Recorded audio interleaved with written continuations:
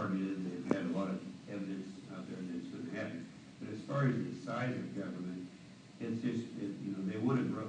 And that's the whole idea. I mentioned the FAA. Just imagine doubling in their, with a smaller workload, doubling from in the last 15 years.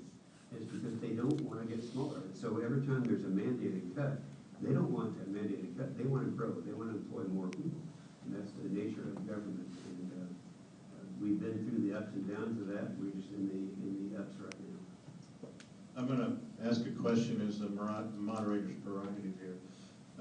Secretary of the Air Force has testified, the Chief has testified, in the current budget environment, even before sequestration, the Air Force has infrastructure they cannot afford to sustain and operate and still meet their missions that they need to do. They've called for the possibility of a BRAC. Can you talk about your philosophy on that? I can. I opposed the last BRAC round, and the reason I did is because that was after the Clinton administration when we downsized our military, and I understand that. There was a justification for it at that time. But my feeling was this. It is much cheaper in the long run when you get back and you start rebuilding your military, to rebuild it with infrastructure that is there today.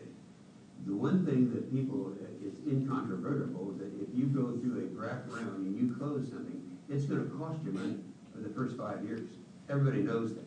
And now's the time that we can't afford to do that.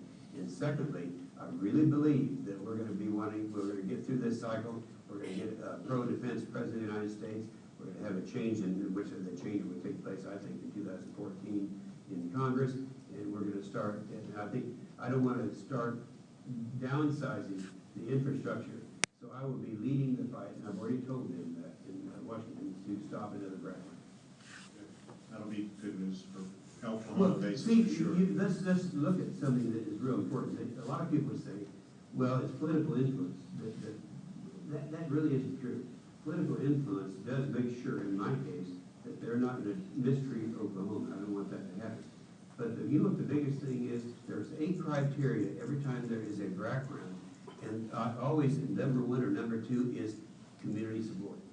Community support. Look at Tinker over here. They passed a bond issue to do this. And in the GM plant that they got, a lot of the conservatives, by the way, those of you who are conservatives, I've been ranked as the most conservative, more than any other member has. I mean, this is by county.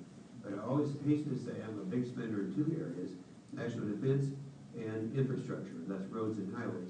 And if you read the Constitution, that says what we are supposed to be doing. So anyway,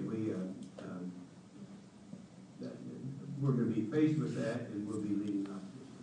Let me tie that into another aspect.